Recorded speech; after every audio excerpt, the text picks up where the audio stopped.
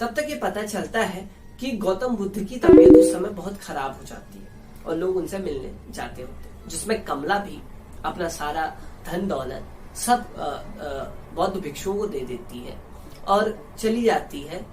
वो भी चाहती है कि वो बुद्ध से मिले। बुद्ध से मिलने की यात्रा काफी लंबी होती है और वो नदी के किनारे जहाँ पे ये लोग रहते हैं, सिद्धार्थ और केवट जो नदी के उस पार कराता है, वहां पहुंचने से पहले ही उसे सांप काट लेता है। वो अपने बच्चे के साथ ट्रैवल करती होती है। हालांकि जो केवट होता है उसका नाम भी आपको बता दूं वासुदेव। वासुदेव जो है, जो केवट वहां का था, वो वहां से मिलता है कमला को, लकीली मिल जाता है और कमला को ले आता है अपने घर में। हालांकि कमला को सांप काट लिया होता है, उसकी तबीयत बिगड़ती आती है। कमला सिद्धार्थ को देखती है, सिद्धार्थ कमला को देखता है, दोनों एक दूसरे को पहचान लेते हैं। हालांकि कमला के साथ एक छोटा बच्चा भी ट्रेवल कर रहा है, 10-12 साल का या और छोटा होगा शायद। तो वो रहता है कमला का बच्चा, जो कि कमला और सिद्धार्थ का होता है। कि सिद्धार्थ और कमला काफी समय साथ थे और अंत समय में जब सिद्धार्थ सब कुछ छोड़कर वहां से आ रहा था, तो लास्ट उसने कमला के साथ, मतलब कमला और वो ही साथ थे।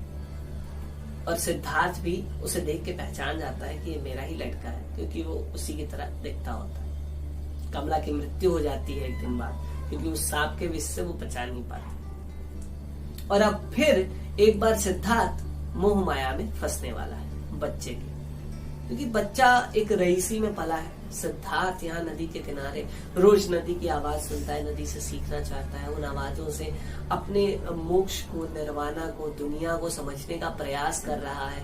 एक साधुओं की तरह कम खाता है, आराम से लोगों की सेवा करता है, इस प्रकार जीवन जी रहा है। वहीं दूसरी तरफ ये बच्चा कमला के पास पैसों की कमी नहीं थी, उसके पास अपनी खुद की कोठी थी, एक रईसी में जिया हुआ है।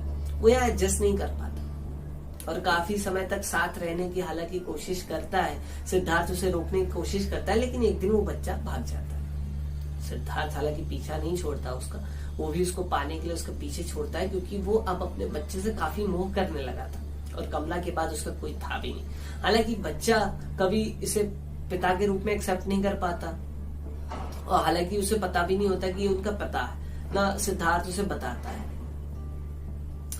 अब वो भागता है, सिद्धार्थ उसके पीछे भागता है, बहुत दूर तक वो जाता है, वापस उसी कमला की कोठी के पास पहुंचता है तो वहां देखता है बौद्ध साधुओं को। बौद्ध साधुओं को देख के उसे फिर रियलाइज होता है कि ये वही कर रहा है, फिर वो संसार में डूबने जा रहा है। कैसे वो यहाँ पे आया था, सब कुछ छोड़ के पहले समाना ज्वाइन किया, फिर समाना से गौतम बुद्ध के पास गया, फिर वो कमला के पास गया, फिर संसार में डूब गया और फिर संसार से निकला और फिर संसार में वो डूबने जा रहा है अपने बच्चे इसके मोह से।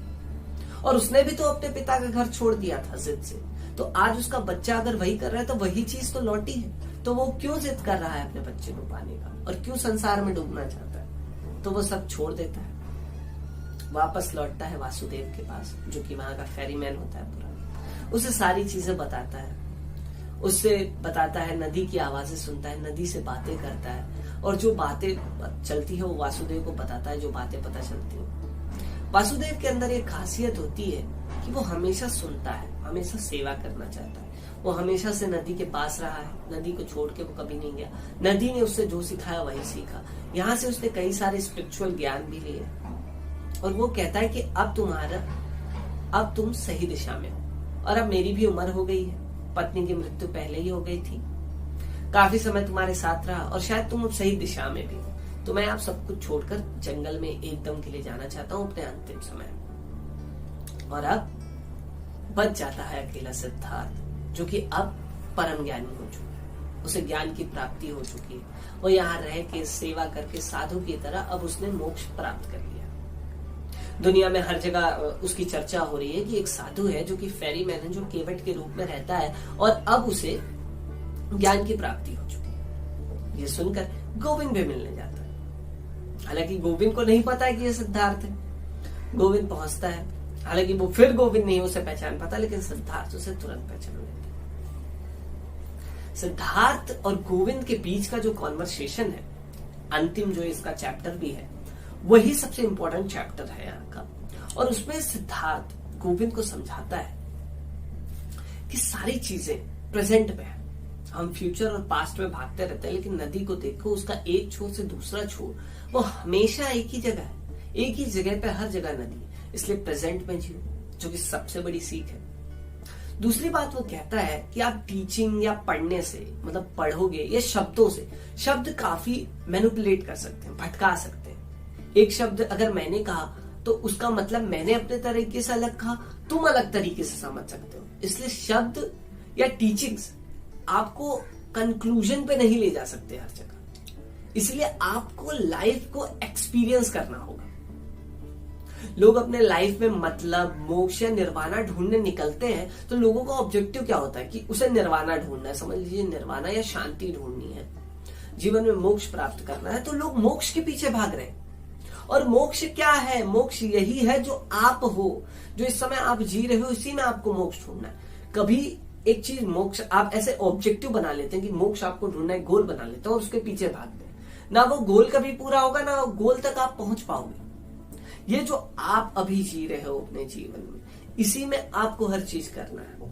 हर आदमी की लाइफ अलग है, कोई गलत या कोई सही नहीं है। एक चोर अगर चोरी भी कर रहा है तो कुछ वो गलत कर रहा है, लेकिन उसकी लाइफ में कुछ और पार्ट होगा कि वो सही कर रहा है। तो हर आदमी, अगर वो साधु भी है तो कुछ वो सही कर रहा होगा, कुछ लोगों के लिए गलत कर रहा होगा। तो कहीं ना कहीं पाप पुण्य, स्वर्ग नर्क सब इसी धरती पे, सब इसी शरीर के अंदर है। ये आपके ऊपर है कि आप क्या देख रहे हैं। इसलिए इंपॉर्टेंट है कि आप क्या प्राप्त करना चाहते हैं और उसे अभी प्राप्त कीजिए। मतलब आप जो भी लाइफ जी रहे उसी में आप प्राप्त कर सकते हैं। ये सबसे इंपॉर्टेंट चीज है कि आप मोक्ष ढूंढ रहे हैं तो मोक्ष कहीं दूसरी चीज नहीं है, शांति कहीं और आपको नहीं मिलेगी, आप उसकी तरफ भाग नहीं सकते। इसी जगह जैसे आप जो कर रहे हो वहीं आप उस चीज को प्राप्त कर सकते हो। ये सबसे बड़ी सीख यहाँ पर देता है गोविंद को सिद्धार्थ, और यहीं से शुरू कहानी खत्म हो।